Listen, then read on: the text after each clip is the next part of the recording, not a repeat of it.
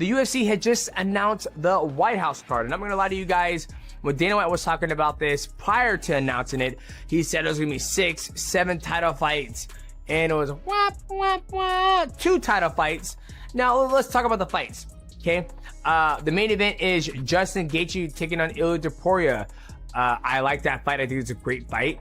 I think the biggest thing, like off the top of my head, I think Ilia Topuria knocks him out. But I do see a world where Justin Gaethje could knock him out as well. But Ilia Topuria is so damn good, and his IQ is really high, and he can take a shot, and he damn well can give a shot. But the other flip side of this, what makes me excited, is to see how Justin Gaethje approaches it after spending time with him playing football. Because when he was talking about Paddy Pimblett, he was like, well, Paddy can't kick, so I was okay going into his power. How will he approach this fight against Ilia Topuria, where someone who can kick and has a lot of power? And then in the co-main event, you have the interim heavyweight champion, Ciryl Gane. Well, there is no interim heavyweight champion. They're making an interim heavyweight champion because the heavyweight champion, Tom Aspinall, is still unable to defend his belt. So they have Alex Pereira taking on Ciryl Gane. This is an interesting fight. This is, you know, we have 2 strikers coming to fight. We have Ciryl Gane, who is definitely the bigger athlete, who's very good about avoiding getting hit. He has a side karate stance. Taking on Alex Pereira. Alex Pereira, you know, the former world champion in the middleweight division and the light heavyweight division, and also Glory kickboxing champion. That should be an interesting fight just because it's Alex Pereira going up to heavyweight and see how he does against guys. He's going to lose to Ilia Topuria in the main event in the White House. If he pulls it off, it'll be cinema, okay? And I'll assume that the rig is in. And Topuria has been paid $10 million to make the US look good on the world stage.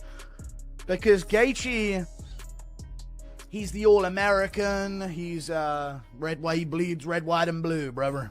You know what I mean? He's going to be there. He's the only American that's even in conversations to ever be in a title fight.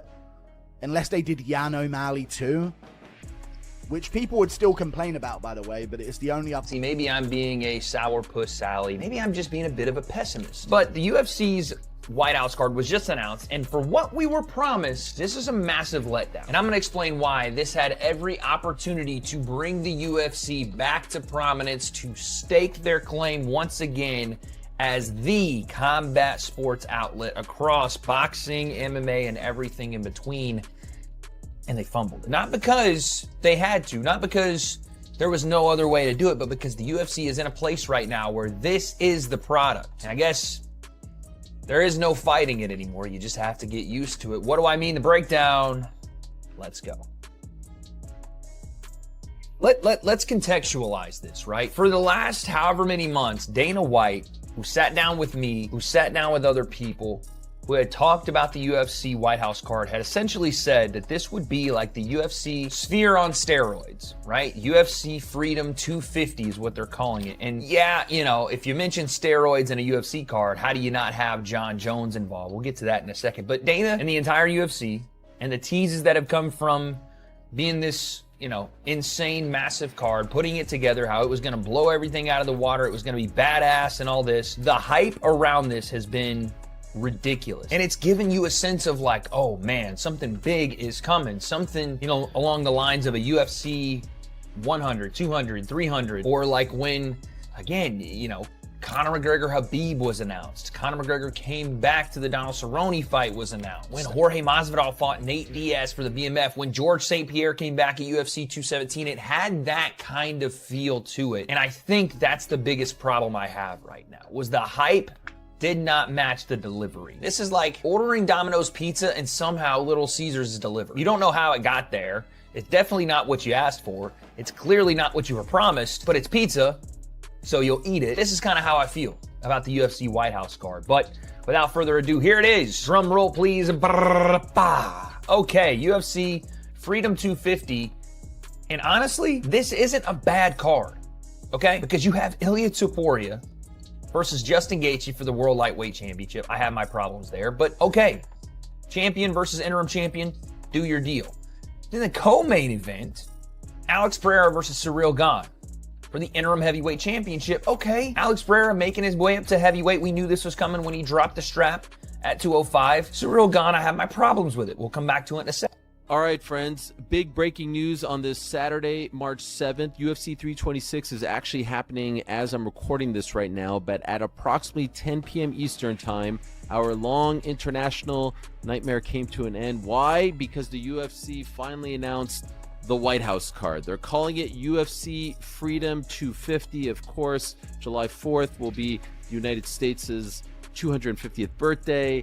Obviously, this event is happening on June 14th, a Sunday night, which just so happens to be the president's birthday, and they finally announced it, and so now we can talk about it. The main event is, in fact, going to be Ilia Topuria versus Justin Gaethje for the lightweight title. A unification bout, of course. Gaethje won that belt back on January 24th. Ilya is the man. He won that belt in June of last year, and he's coming back to fight in the main event of the White House card. So it's Spain/Georgia versus the United States on June 14th. That's the main event. The co-main event is Alex Pereira moving up to heavyweight to fight Cyril Gane for the interim heavyweight title. More on that in a moment. Also on the card, I'm reading this because I don't want to mess it up. Sugar Sean O'Malley against Ayman Zahabi. So that's the United States versus Canada. By the way, Pereira, Brazil versus France. So there's one fight that doesn't feature an American, although he does live in Connecticut and sort of feels like an adopted American at this point. Michael Chandler does end up on the card. He goes up against Mauricio Hufi.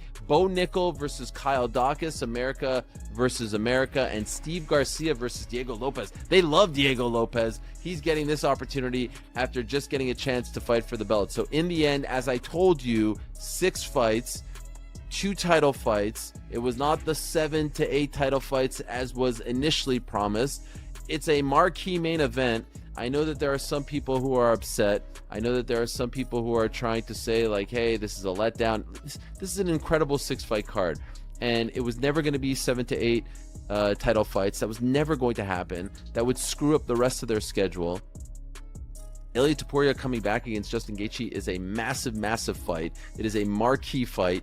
It is one of the biggest fights of the year. Topuria coming back after everything he's been through, almost exactly a year. So here's the deal that nobody saw coming. What seemed completely out of reach just became reality, and this is genuinely insane. The White House fight card just got confirmed, and the MMA world is losing its collective mind right now. Every major fighter and analyst is already diving deep into this, analyzing what this means, where it's headed, and why this is such a massive moment. The combat sports community is processing what might be the most groundbreaking event we've ever seen, and that's not me being dramatic. We're literally talking about fights happening at the White House, something that was pure fantasy just months ago. The real question now is how enormous this thing could get, and the scope of what's possible is absolutely staggering. Let's dive into this whole situation and see what has everyone in combat sports completely fired up. Dana, you talked about you don't want to say what fight fell out, which is fair enough, but there is obviously... Well, there's weird circumstances around it that we probably shouldn't talk about. Okay. There is speculation, of course, that it's Jon Jones. No, it's not. Was Jon Ever, which I told you guys 100,000 times, was Jon Jones even remotely in my mind to fight at the White House? I wouldn't. First of all, I've told you why I wouldn't do it. And number 2, some guy with meta glasses on filmed him talking about his hips, that his hips are so bad. And I don't know if you guys saw that flag football game where he can barely run. Jon Jones he retired because of his hips. He's got arthritis in his hips. Apparently he's been doctors say he should have hip replacement. So Okay. Add that on top of all the other reasons that I wouldn't. The Jon Jones thing is bullshit. Yeah. I'm not saying they weren't talking to Jon Jones and that Jon Jones wasn't interested in the fight. And what was even crazier is Jon Jones came out and was like, I'm in negotiations right now for the White House fight, after I had already sent a text to his lawyer saying, never gonna happen. After the White House card got officially announced, Dana White faced questions about fight rumors that were never actually part of the lineup. You knew this was coming from miles away. Obviously, the Jon Jones speculation started immediately after the news broke because his name gets thrown around every time there's a big card discussion. Dana didn't mess around or leave any wiggle room, straight up shutting down any possibility of that fight happening on this event. He wasn't vague about it either, explaining there were already solid reasons why it wasn't happening from the start, killing those rumors before they could take over social media and MMA discussion boards. That tells you how great Ilia Topuria is, because he went through him. While covering the action on this historic White House event, Joe Rogan and his team kept coming back to how terrifyingly dominant Ilia Topuria has been. And when these commentators get excited about someone's abilities, you know something incredible is unfolding. During talk about his coming battle with Justin Gaethje, Rogan referenced Topuria's earlier destruction of Charles Oliveira. And this is where things get fascinating, because that performance was pure brutality. He called it the type of showcase that revealed just how unique and lethal this unbeaten fighter really is, making it clear we're not just watching another solid competitor, we're seeing someone who exists on an entirely different plane. The way Rogan analyzed Topuria's technical skills, his devastating power, his mental game, it created this image of a fighter who's truly extraordinary in today's MMA landscape. Well, okay, so Justin Gaethje, we were just talking about the White House card there. It's now official. You're headlining with Ilia Topuria for Undisputed. Congratulations. That is huge. You didn't reveal the news when you came and sat with us earlier. We won't take offense, but... No, I didn't know. I wasn't sure. No, You didn't know. I was not sure. Hold on, you're saying that when they made the announcement, that was a surprise to you. That was 100% confirmation that I was the main event. I didn't know that. I didn't know who the co-main event, or if I was the co-main event, or who the other fight was at the time. I should have known something was up when they came in my ear. They said, ask Justin 2 questions. Don't talk about what's next for him. Don't talk about the next fight. Don't talk about the White House. I should have saw it coming. They know I'm too honest. Despite the White House card being officially revealed and sending the MMA community into overdrive, Justin Gaethje confesses he wasn't totally sure he'd secured the main event spot against Ilia Topuria until everything went public. Talking openly about that announcement moment, Gaethje explained it took time for the reality to hit that he was officially headlining one of the most discussed cards in MMA history, which shows how even elite fighters can be stunned by the size of certain opportunities. Getting that confirmation transformed his excitement into pure anticipation, while fans instantly started the countdown to what's shaping up to be an absolutely legendary battle between two of the planet's most lethal fighters. What do you think about this matchup with Ilia? Yeah, I mean, just, I've obviously thought about it, him being the champion, me being the guy that wants to be the champion, but I don't technically have a breakdown right now. My coach already has it. I guarantee if my coach was here, he would talk your ear off about what the plan is, but I am excited to figure out the puzzle that is Ilia Topuria. He's a great boxer. His 2-3 is the nicest 2-3 I may have ever seen in this sport, and he's a dangerous dude. So I'm excited to showcase my skills. I showcased through the many experiences that I can fight different styles of fights. We know that styles make matchups, and I'm going to do my best. When it comes to the actual fight and getting ready to face someone like Topuria, Gaethje reveals he's still building the ideal game plan for such an incredibly complete fighter, and that's actually brilliant strategy when dealing with someone as dangerous and skilled as Topuria. He's been studying Topuria's abilities non-stop, analyzing footage, identifying tendencies, searching for any potential weakness. Gaethje understands the enormous task of battling such a threatening and technically superior opponent who always seems to have solutions ready. But what's fascinating is that Gaethje says he's excited to figure out this riddle, to find the key that unlocks Ilia Topuria, and display the adaptability that's helped him adjust to every fighting style he's encountered throughout his UFC journey. With everything on the line on this unprecedented White House platform, an opportunity that makes this more than just another championship bout, he's completely committed to giving everything he has and proving without question why he deserves this main event moment on what could be the most special card in combat sports history. I think we're going to say how this fight come about. Here's the God honest truth. I told UFC I would love to fight at the White House. I will fight anybody at the White House. I will fight Ilia. I will fight Islam. I will fight Habib. No, but for real, I said I want to fight on the White House card. Please let me fight on the White House card. I don't care who it is.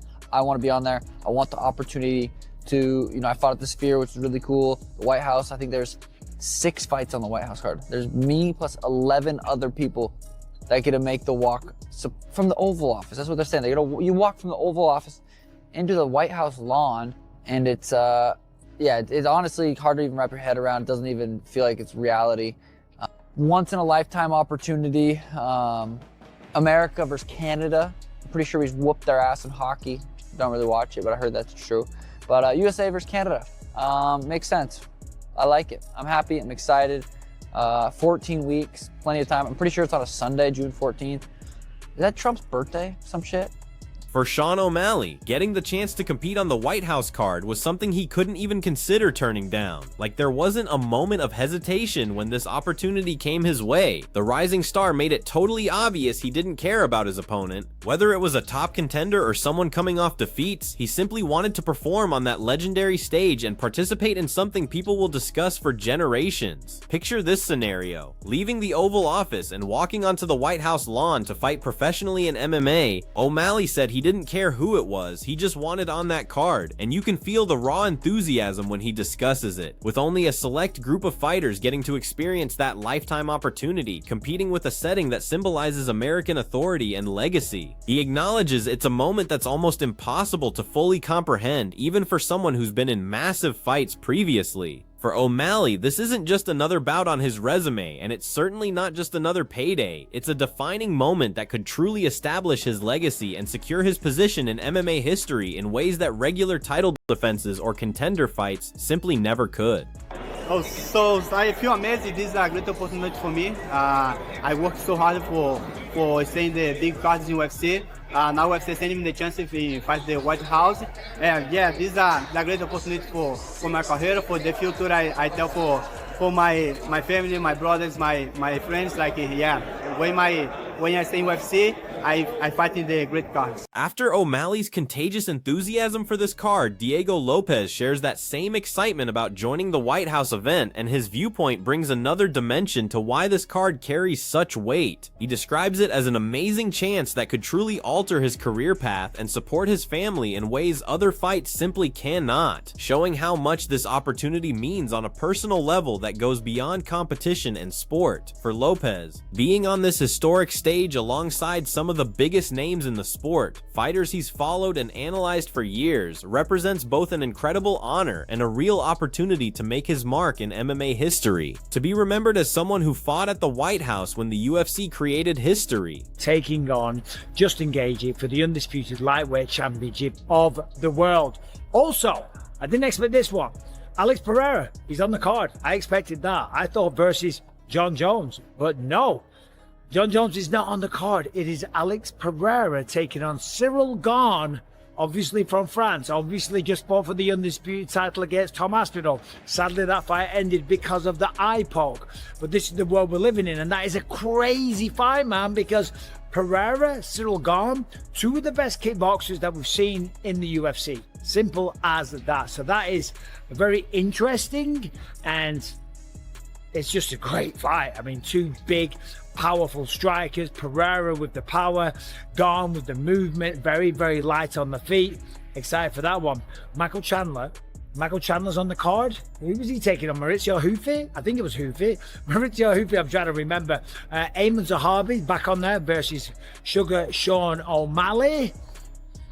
Michael Chandler versus Hufi. Oh, Bo Nickel taking on Kyle Dorcas, which is a bit of a... I expected Bo Nickel. Analyzing the freshly announced White House card with his signature passion and insight, Michael Bisping couldn't contain his excitement about this lineup. And when Bisping gets pumped, you know something incredible is happening. He emphasized the main event featuring Ilia Topuria and Justin Gaethje for the undisputed lightweight championship as an absolute war that might claim Fight of the Year recognition. He also highlighted the striking battle between Alex Pereira and Cyril Gane as a meeting of two of the most elite kickboxers in the entire UFC, fighters who can finish you with precision just as much as raw force. Bisping praised the card's incredible depth beyond the headline fights, mentioning battles like Michael Chandler's comeback and unexpected pairings such as Bo Nickel versus Kyle Daukaus that caught people off guard, calling the entire event loaded with talent, technique, and contests that fans will genuinely discuss for years whenever they mention the greatest cards in UFC history. The peak of the peak, the best card we've ever seen, and a position has been reserved for Bo Nickel versus Kyle Daukaus, and then we've also got Diego Lopez versus Steve Garcia. Some amazing fights, but we can do better than this. We can do better than this. I've made my own White House card. which isn't in fairy tale land, like a lot of people's White House cards were, because we're going to go through that in today's video as well. But we can do better than this. Bo Nickel versus Kyle Daukaus is not a matchup where you're like, we've got to save this for the White House card. Put it in the Apex. Put it in a crowded arena. On the Adesanya Piper co-main event of UFC Fight Night Seattle. To save this to be in special reservation for the White House card, in my opinion, is insane. Absolutely insane. But these are amazing fights. I do want to mention though, this card was hyped up to be the best thing we've ever seen.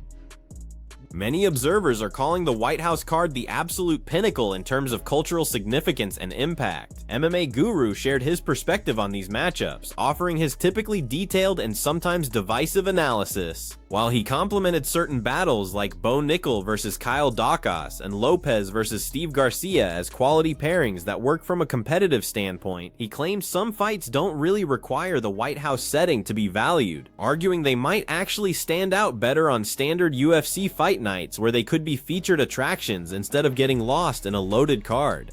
Despite some questionable positioning that left him wondering about the UFC's booking logic, MMA Guru acknowledged there's no questioning that this card is developing into one of the most discussed events in the sport's history, something that goes beyond typical promotion and enters combat sports legend. Reaction, but let's be honest, this is a fucking sick card, okay? That's the problem, but it's the UFC 300 problem, where Dana White sells us these fucking fairy tales.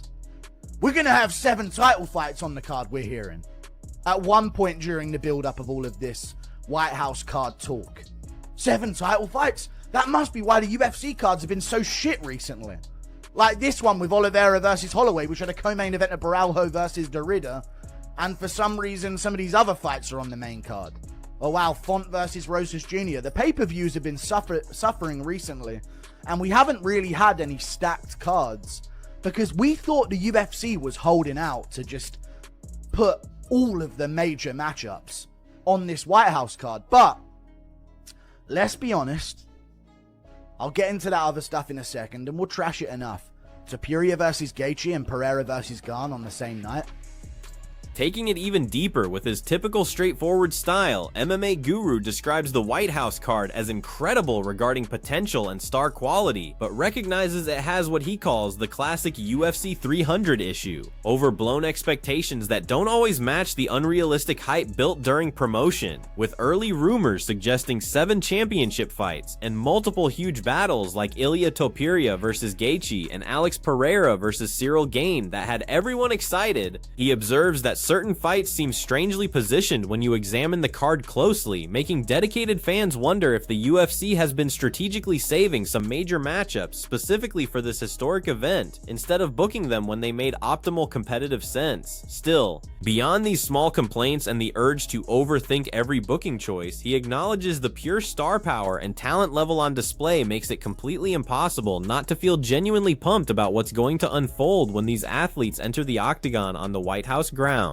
Additionally, Demetrius Johnson, one of the greatest competitors ever, discussed the explosive possibilities of the main event between Topuria and Gaethje, bringing his elite fighting intelligence to the breakdown. He explained that while Topuria might be preferred by many experts to get a finish based on his recent showings and closing ability, Gaethje definitely possesses the power and knowledge to change everything with one sequence, creating a matchup that's truly uncertain and exciting like the greatest fights always are. Johnson also examined the co-main event with the accuracy you'd expect from someone who analyzed competition at his level, discussing the striking battle between Alex Pereira and Cyril Gane while emphasizing Gane's major size benefits, his superior athleticism, and his elusive approach that's troubled many fighters, all matched against Pereira's absolutely crushing knockout power that's finished multiple opponents. This creates conditions for what might be a pure striking clinic that serious fans will be analyzing for months later. Going even further into the White House card and considering what might have been, Johnson revealed some different matchups he would have preferred seeing on an event of this scale. While he recognized the contest between Shavkat Rakhmonov and Bilal Muhammad as decent and competitively logical, Johnson admitted he was actually wanting a battle with Corey Sandhagen instead, which would have created different stylistic elements for the card. He also proposed switching some other contests, like changing Bo Nickel versus Kyle Dachhaus with fights featuring bigger personalities and more mainstream attraction, possibly including a battle with Charles Oliveira somewhere on the lineup, to bring even more star power and excitement to an already incredible card and truly capitalize on the historic significance of the event. Meanwhile, Ariel Helwani, consistently the rational voice in MMA media, placed the White House card in realistic context, warning fans against getting carried away with promises of 7 or 8 title fights that was never going to work from a practical perspective. While that degree of stacking was never truly possible considering champion availability, medical requirements, and the actual group of prepared challengers, Helwani emphasized the card still provides a legitimately marquee main event with Topuria facing Gaethje in what's genuinely one of the year's biggest fights, no matter the location. He also praised Alex Pereira making the ambitious jump up to face Cyril Gane, viewing this as a clear route toward an eventual battle with Tom Aspinall that could merge the heavyweight championships, and commended the UFC for maintaining the interim title structure instead of adding more division confusion. Helwani then revealed some major behind-the-scenes stories and drama that casual viewers might miss but really influenced how this card developed.